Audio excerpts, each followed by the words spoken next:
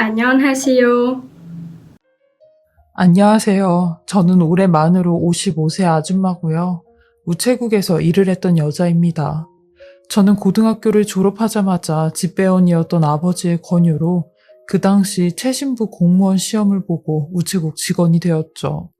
저와 같은 시대를 살았던 분들은 아시겠지만 70년대엔 인구 증가로 급속한 경제 성장이 이루어졌잖아요. 이런 상황은 저희 우체국에서도 영향이 컸어요. 그래서 전화 수요 또한 폭발을 하면서 전신 전화 업무가 폭주하는 일이 생기곤 했죠. 그런 상황에 우체국에서도 직원을 더 뽑아야 했고, 저는 부족한 시험 성적에도 운이 좋게 시험에 합격을 할 수 있었어요. 제 합격 소식을 들으신 저희 아버지도 좋아라 하시며, 여자가 어디 가서 얼굴에 공장대 묻혀가며 일하는 것보다 앉아서 일하는 게 훨씬 난 거라고 좋아라 하셨죠. 그리고 이런 일을 해야 결혼할 때도 제 배우자가 책상 앞에서 일하는 남자를 만난다고 하셨죠. 그렇게 저는 22살 꽃다운 나이에 엄마가 맞춰주신 투피스 양장을 입고 우체국으로 출근을 하곤 했어요. 업무가 많아 힘든 날이 더 많았지만 뭔가 현대적 여성이 된 듯한 기분에 일하는 게 즐겁기만 했어요. 그리고 무엇보다 동네에서 제가 또래 여자애들에게 약간 동경의 대상과도 같았어요. 고향 친구들은 다들 밭으로 공장으로 일을 하러 갈 때 저는 하얀 블라우스를 입고 우체국으로 출근을 했으니까요. 그 중에서도 저랑 가장 친했던 자매와도 같았던 친구가 한 명 있었는데 특히 그 친구가 저를 많이 부러워했죠. 그 친구는 저희 집 단칸방에서 홀어머니와 같이 사글세를 살던 친구였는데 굉장히 어렵게 살았어요. 친구 아버지가 월남전 파병을 나가셨다가 정신이 좀 이상해져서 돌아오셨대요. 그래서 하루가 멀다 하고 친구랑 친구 어머니를 힘들게 했다는데 도저히 그 집에서 살 수가 없어 아버지 몰래 도망을 나온 거라고 했어요. 이런 친구네 사정을 저희 부모님도 딱하게 생각해 1년에 두세 번 정도는 사글세를 받지 않으셨죠. 친구도 저나 저희 부모님에게 무척이나 고마워했어요. 워낙 이 친구도 심성이 착했거든요. 정말로 콩 한 쪽도 나눠 먹으려고 했던 친구였어요. 게다가 저나 이 친구나 둘 다 외동딸이어서 형제가 없었기에 여느 친자매보다 더 친자매처럼 살았습니다. 한 가지 다른 점이 있었다면 저는 아버지한테 굉장히 많은 사랑을 받고 자랐는데 이 친구는 그런 아버지가 안 계셔서 어쩔 때는 제가 더 미안할 때도 있었어요. 저한테 항상 나는 나중에 꼭 니네 아버지 같은 배우자를 만나고 싶어 라고 할 정도였으니까요. 암튼 저랑 이 친구는 20살이 되면서 서로 다른 삶을 살아가게 되었는데 그래도 친자매 같은 사이는 여전했죠. 서로의 삶을 응원하며 격려해 주었어요. 저는 고등학교 졸업을 하자마자 시험 준비로 3년 정도 늦게 사회생활을 했는데 친구는 고등학교를 중퇴하면서 바로 방직 공장에 취직을 했어요. 그래서 저보다 더 빨리 돈도 벌고 연애도 하고 그랬죠. 근데 제가 우체국에 취직을 하니 부럽다며 자기도 공부를 좀 해서 시험을 쳐봐야겠다고 했어요. 방직 공장에서 일하는 것도 힘들다면서요. 그렇게 친구는 3번의 실험을 치렀고 저는 친구가 시험 공부를 하는 동안 돈도 벌고 연애도 했어요. 몇 년 전처럼 상황이 바뀌어 버린 것 같았죠. 저는 우체국 국장님의 소개로 남자를 한 명 만나게 되었는데 저보다 4살 많은 대학생 오빠였어요. 그 오빠는 군대에서 전역을 하고 졸업을 앞둔 사람이었는데 굉장히 건설적이었고 올바른 생각을 지닌 사람이었어요.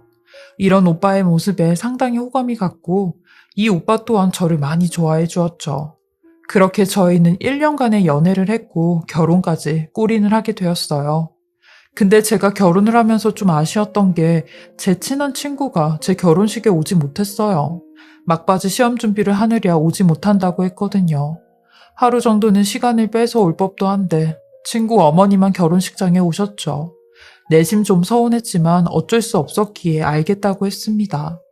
그리고 저는 결혼하자마자 바로 남편을 따라 고향을 떠나게 되었어요. 남편 직장 가까운 곳으로 신혼집을 얻었거든요. 저는 그 친구와 제대로 된 작별의 인사도 나누지 못한 채 이별을 해야 했어요. 전화로는 서로 안부를 묻긴 했지만 바쁘다는 이유로 자주 만나지 못했고 나중에 들은 얘긴데 시험에 계속 떨어져 득없이 시간만 날렸다고 했어요. 그러면서 다시 방직 공장으로 돌아간다고 했죠. 몸이 멀어지다 보면 마음도 멀어진다고. 그렇게 저는 친구와 점점 연락조차 뜸해졌고, 저는 결혼 2년 후 임신을 하게 되었어요. 남편을 닮은 아주 이쁜 딸을 출산하게 되었죠. 저는 정말로 26년 동안 아주 평탄한 인생을 걷고 있었어요. 하지만 이런 제 인생에도 날벼락이 치게 되었습니다. 저희 딸이 선천성 심장병이 발견됐다고 했는데 이 조그만 갓난아기 심장에 구멍이 났다는 겁니다. 그 말을 듣는데 제 심장이 더 덜컥 내려앉는 것 같았어요. 혹시 내가 임신 기간 중에 뭘 잘못해서 아이가 이렇게 된 것만 같아 죄책감이 이루 말할 수 없었죠. 저희 딸의 병명은 심실중격결손이라는 질환이었는데 그때는 아기가 생후 3개월밖에 되지 않아 지켜보자는 말씀만 하셨어요. 하지만 2달이 지나도 그대로였고 아기는 점점 상태가 안 좋아졌어요. 많은 피가 폐로 자꾸 넘어가는 바람에 아기의 호흡도 빨라지고 수유도 제대로 하지 못하니 아기가 크지도 못했어요. 이 조그만 아기가 빈 호흡을 하며 헥헥거릴 때마다 차라리 내가 대신 아팠으면 하는 마음으로 울면서 밤을 지새웠어요. 남편은 이런 제게 엄마가 슬퍼하면 그 슬픔이 모유에 다 녹아든다며 우리 최대한 이겨내보자고 했습니다. 그렇게 저희 딸은 수술을 받게 되었고 저희 부부의 간절함이 통했던 걸까요? 수술은 무사히 잘 되었다고 했어요. 딸이 이렇게 한번 아프고 나니까 둘째 생각은 어림도 없었어요. 그러니 남편도 제게 딸 하나만 키우면서 오로지 딸한테만 집중하자고 하더라고요. 저도 그런 남편의 의견에 동의를 하고 정말 딸을 애지중지하며 키웠습니다. 특히나 어렸을 때 심장수술을 받았던 딸이기에 학교에서 하는 체육 수업이나 과격한 일들은 하지 못했어요. 조금만 놀래도 심장에 무리가 가니 쇼크가 올 수 있었거든요. 그래서 항상 조심해야 했어요.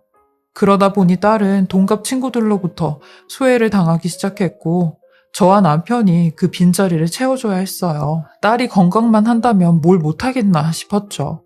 그러던 어느 날 딸이 1년에 한 번씩 정기검사를 받으러 병원에 갔는데 세상이 좁다 이렇게 좁을 수가 있나요?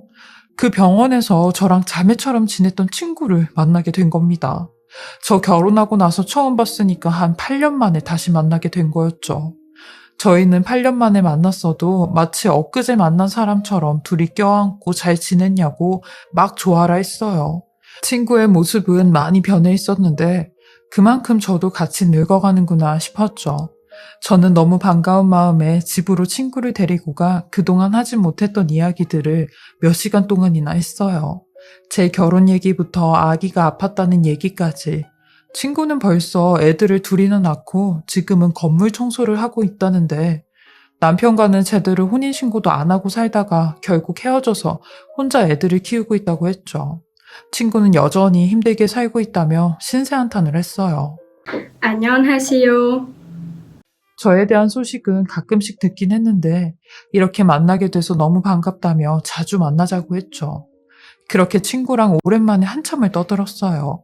8년 만에 만났는데도 그동안에 함께한 세월이 있어서 그런가 어제 만난 것처럼 아주 편안했어요. 쉴 새 없이 떠들다 보니 남편이 퇴근을 해 집에 왔고 초면인 저희 친구와 인사를 나눴어요. 서로 얘기만 들었지 처음 만난 사이거든요. 남편이 제 친구를 보자마자 아유, 와이프한테 정미 씨 얘기 많이 들었다며 반갑다고 하더라고요. 제 친구도 남편과 인사를 나눴고 남편이 오니까 불편했는지 이내 자리에서 일어나 가보겠다고 하는 겁니다. 전 그렇게 친구와의 짧은 만남 끝에 한 달에 한 번씩 얼굴을 보자며 배웅을 했어요. 그리고 저희는 예전과 같이 자매처럼 지냈죠. 제 친구는 아들만 둘이어서 그런지 제 딸을 본인 딸처럼 너무 예뻐해 주었어요.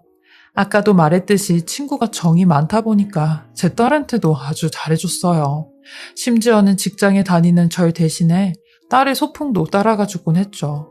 하지만 제 친구가 유난히 저희 남편과는 멀리 지냈는데 자기 속 얘기를 어렵게 꺼내며 하는 말이 수임아 사실 내가 남자들만 보면 손발이 막 떨려오고 식은땀이 나고 얼굴을 제대로 못 쳐다봐.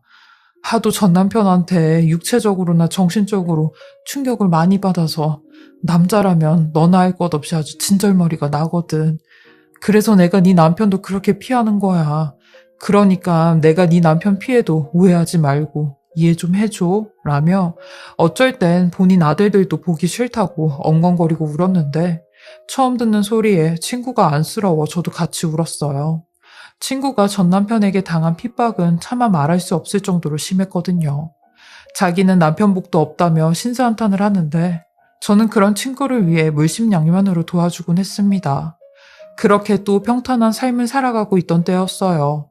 5년 전 여름이었는데 제 딸이 취직을 하고 취직 기념으로 친구들과 함께 2박 3일로 여행을 간다고 했어요. 그리고 그때 마침 저도 직장에서 워크숍을 가게 되었고 남편 혼자 집에 있어야 했어요. 남편은 자기 혼자만 집에 있어야 된다며 어린아이처럼 칭얼댔던 게 생각이 나네요. 저는 새벽같이 집에 나왔고 딸도 9시에는 나갈 거라며 서로 연락하자고 했죠. 그렇게 연락을 하자고 했던 딸은 영영 제게 연락을 하지 못한 채 기약 없는 깊은 잠에 들게 되었습니다. 딸이 식물인간이 되었거든요. 제가 워크숍에서 직원들과 함께 등산을 하고 있는데 남편에게 다급한 전화가 한 통 왔어요. 남편은 울부짖는 목소리로 저한테 충격받지 말라며 지금 딸한테 심장마비 증상이 와서 병원으로 급하게 이송 중이라고 하는 겁니다. 지금 당장 병원으로 오라고 말을 하는데 그 소리에 머리가 핑 돌았어요. 하마터면 저도 등산을 하면서 큰일이 날 뻔했고 저는 직원들의 부축으로 아주 간신히 산에 내려와 딸이 입원해 있는 병원으로 가게 되었어요. 병원에 가니 남편은 중환자실 앞에서 고개를 푹 숙이고 계속 울고 있었고 저를 보더니 우리 딸 어쩌냐고 주저앉아 버리는 겁니다.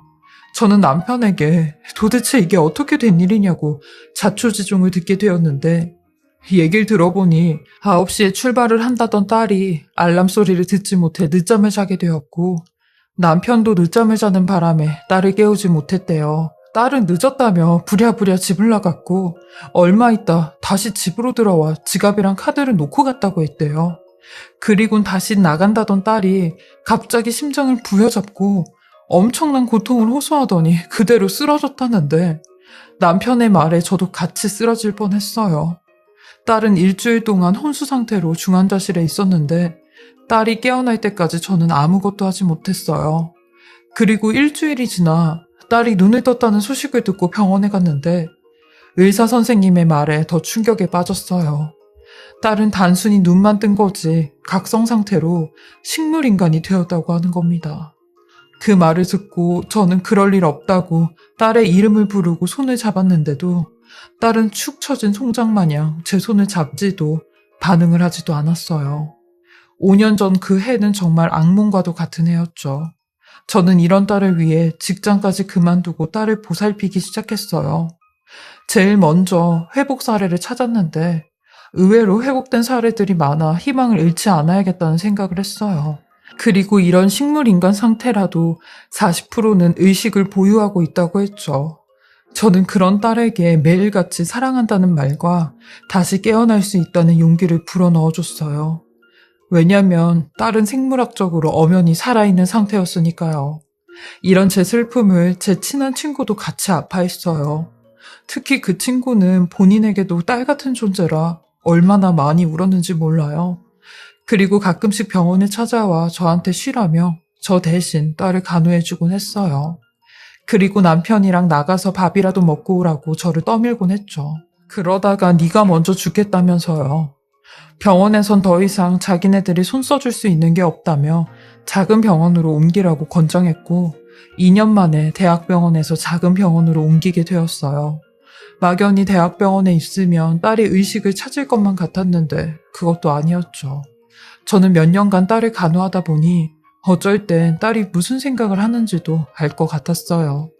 저도 그런 딸을 보며 이제 그만 돌아오라고 엄마랑 같이 밥도 먹고 얘기도 하자고 했죠. 그러던 작년 1월 11일 딸이 드디어 의식을 찾았어요. 남편 출근을 시켜놓고 밀린 집안일을 하고 있는데 병원에서 전화가 왔죠. 딸이 손가락을 움직인다는 겁니다. 그 소리에 저는 불이 나게 병원으로 달려갔고 딸의 손을 잡았는데 세상에 딸이 제 손가락을 움켜쥐는 겁니다. 그리곤 저의 눈을 쳐다보는데 딸의 눈에서 눈물이 흘렀어요.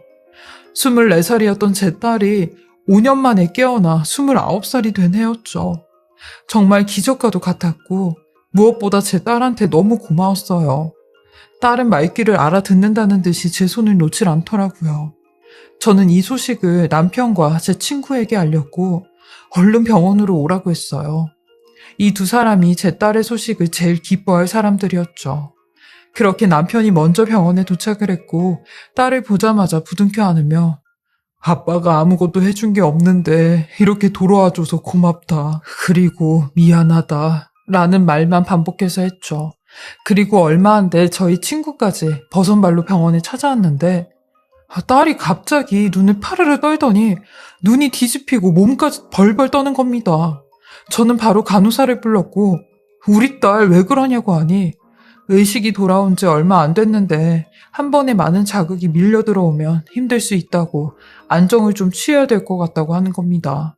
저희는 그런 딸을 두고 병실로 나왔고 친구는 먼저 가보겠다며 갔어요. 그리고 한참 뒤에 딸에게 다시 돌아갔죠. 안녕하세요. 딸은 하루하루 회복하는 속도가 빨라졌는데 마치 이날만 기다린 것 같은 사람이었어요. 처음에는 눈을 맞추고 손가락과 손발을 움직이는 것도 기적이었는데 점차 입까지 더듬거리며 말을 하고 싶어 하는 것 같았어요. 남편은 이런 딸에게 행여나 무리가 갈까 말은 천천히 해도 되니까 하나씩 하나씩 해 라고 하더라고요. 그런데도 딸은 기를 쓰며 입을 더듬거리기 시작했어요. 그리고 몇 달이 지나 딸이 엄마라는 소리를 하는 겁니다. 저는 꿈을 꾼 줄 알고 딸에게 다가가 한나야 뭐라고? 너 지금 엄마라고 말했어? 라고 하니 눈을 깜빡이더라고요. 그러면서 아빠라는 소리까지 하는데 너무나 경이로웠어요. 마치 입을 막 댄 아기 같았죠. 그리고 제 친한 친구 이름까지 부르는데 그 친구 이름을 부르면서 또 한 번 눈을 뒤집으며 파르르 떨기 시작하는 겁니다. 저는 그런 딸을 진정시키며 한나야 왜 그래? 응? 왜 그래? 라고 했어요. 한 번도 아니고 두 번씩이나 그것도 제 친구만 나오면 그랬으니까요. 그러니 갑자기 딸이 아빠, 정미 이모, 둘이 불륜이라는 말을 하는데 이게 제 딸이 처음으로 내뱉은 말이었습니다. 저는 딸에게 그게 무슨 말이냐고 했어요. 그러니 딸은 약 3시간에 걸쳐 단어만 이용한 채 5년 전에 있었던 그 일들을 전부 다 이야기해 주었는데 그 얘기를 듣고는 딸이 식물인간이 되었다는 소식만큼이나 충격적인 말이었죠. 그 말을 듣는데 가슴이 미친 듯이 쿵쾅대고 숨까지 잘 안 쉬어졌어요. 지금부터 제 딸이 단어로만 얘기했던 말들을 제가 문장으로 얘기해 드리도록 하겠습니다. 5년 전 제 딸이 여행을 간다던 그날, 딸은 남편의 말과는 다르게 일찌감치 집을 나섰대요. 근데 여행에 같이 가기로 했던 친구 둘이 같이 택시를 타고 오다가 교통사고를 당하는 바람에 여행이 취소가 되었대요.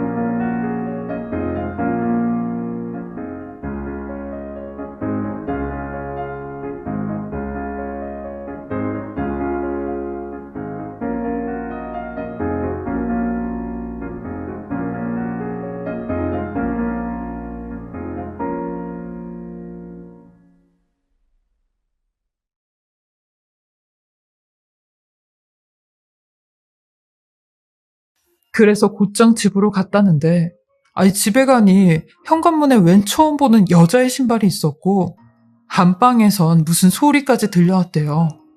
그 소리에 제 딸이 안방문을 열어보았고, 거기엔 아빠와 제 친한 친구 미정이 이모가 둘이 그러고 있었다는 겁니다.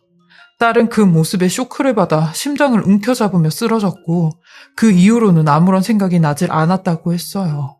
전 딸의 말에 너무나 큰 충격을 받아 아무런 말도 나오지 않는 겁니다. 남편이랑 친구는 서로 몇십 년 동안 봐왔어도 인사를 제외한 아무런 대화도 하지 않았던 사람들이거든요. 그러니 둘 사이를 의심할 거리도 없었죠. 근데 이런 딸의 말에 저는 말도 안 된다는 말만 연신 반복을 했어요. 그러니 딸이 제게 또 한 가지 더 충격적인 말을 해주는데, 자기가 병상에 누워있던 환자였지만 나는 평범한 사람들처럼 모든 걸 다 알고 있었다고 하는 겁니다. 그러면서 저희 남편과 제 친구가 딸의 병원에 와서 하는 대화까지 얘기를 해주는데, 남편이 그랬대요. 만약에 한나가 깨어나서 우리 둘 사이를 와이프한테 다 얘기하면 어쩌냐고요. 그러니 친구 X가 절대 그럴 일 없다고, 한나는 이미 이 세상 사람이 아니라며 의식이 돌아와도 우리 둘 사이는 절대로 기억하지 못할 거라고 했대요. 그러면서 한나가 의식이 돌아오면 우리는 예전처럼 모르는 사이로 지내면 된다고, 한나 의식 돌아오기 전까지만 서로 사랑하는 사이로 지내자고 했다는데, 그러니 제 딸이 의식을 돌아오자마자 제 친구를 보고 경기를 했던 거였더라고요.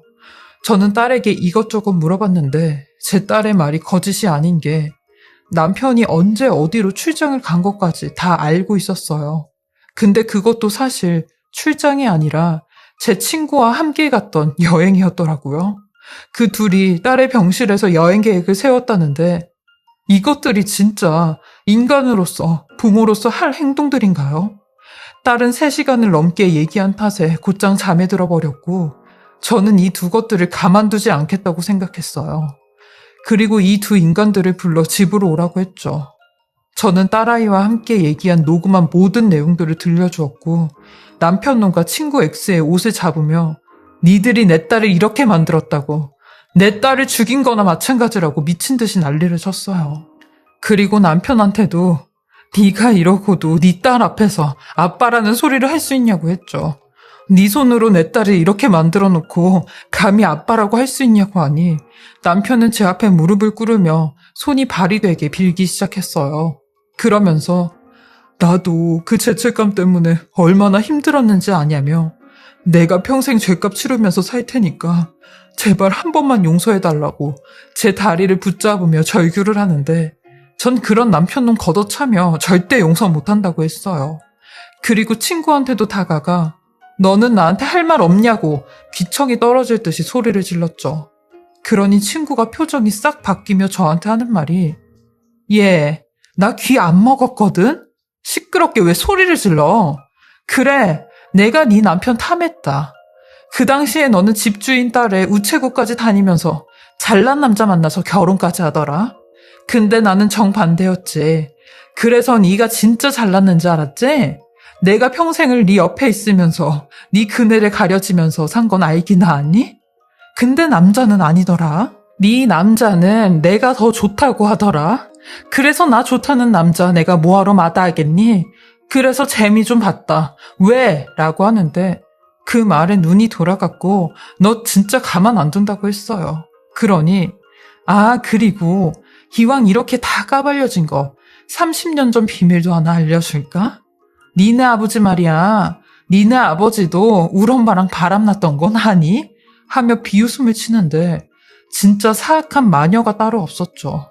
저는 그런 마녀 같은 X한테 말 조심하라고 했어요. 하늘이 무섭지도 않냐고, 어딜 돌아가신 내 아버지까지 들먹이면서 이따위 소리를 하냐며, 너는 진짜 지옥불에 떨어질 거라며, 네 두 연놈들 어디 한번 법정에서도 그딴 소리 할 수 있나 두고 보자고 했죠. 저는 남편에게 곧장 이혼 서류를 들이밀었고, 합의 이혼 안 하면 바로 소송 갈 테니까 그냥 조용히 도장 찍으라고 했어요. 그리고 그 상간녀 친구한테는 상간녀 소송 진행하였고요. 남편은 끝까지 자기가 벌 받는 심정으로 살 테니까 이혼만은 다시 생각해달라고 했는데 개소리하지 말라며 네가 이혼 안 하면 소송하자고 했네요. 그렇게 저는 변호사를 고용해 증거 자료들을 모으게 됐는데 남편 놈하고 친구는 둘이 오지게도 싸돌아다니며 별 연락까지 다 했더라고요. 저는 딸 때문에 하루하루 맘 졸이며 살았는데 이것들은 뒤에서 희익낙낙하고 다녔을 생각에 또 한 번 피가 거꾸로 쏟았습니다. 그렇게 8개월간의 법정 싸움 끝에 저는 승소를 하였고 상간녀 소송에도 승소를 하였어요. 맘 같아선 둘 다 찢어버리고 싶은 마음이었고 간통죄가 있었다면 둘 다 쳐넣어버리고 싶은 심정이었는데 이 정도로 끝난 게 억울하고 원통했죠. 그 와중에 다행인 건 저희 딸의 몸 상태가 호전이 되었고 이제는 문장으로 말을 할 수 있었어요. 그리고 스스로 밥까지 먹기 시작했죠. 저는 딸한테 매일같이 고맙고 미안하다고 해요. 네가 엄마를 위해 엄마를 살리려고 이렇게 깨어나준 게 고맙고 이런 아빠와 이런 친구를 둬서 미안하다고 하죠. 딸은 제가 이런 말을 할 때마다 제게 두 팔을 벌리며 저를 안아주곤 해요. 그 포옹이 모든 걸 다 말해주는 것 같았죠. 저는 이런 딸을 위해서라도 끝까지 열심히 살려고 합니다.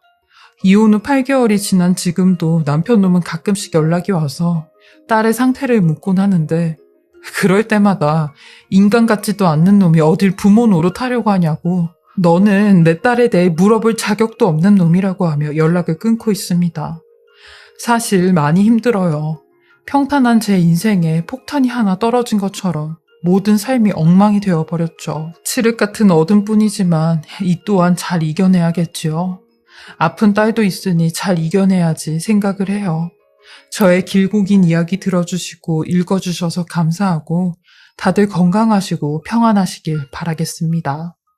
지금까지 커피앤톡이었습니다. 오늘도 제 채널을 봐주셔서 감사합니다. 저는 다음 영상으로 또 찾아뵙겠습니다. 안녕하세요.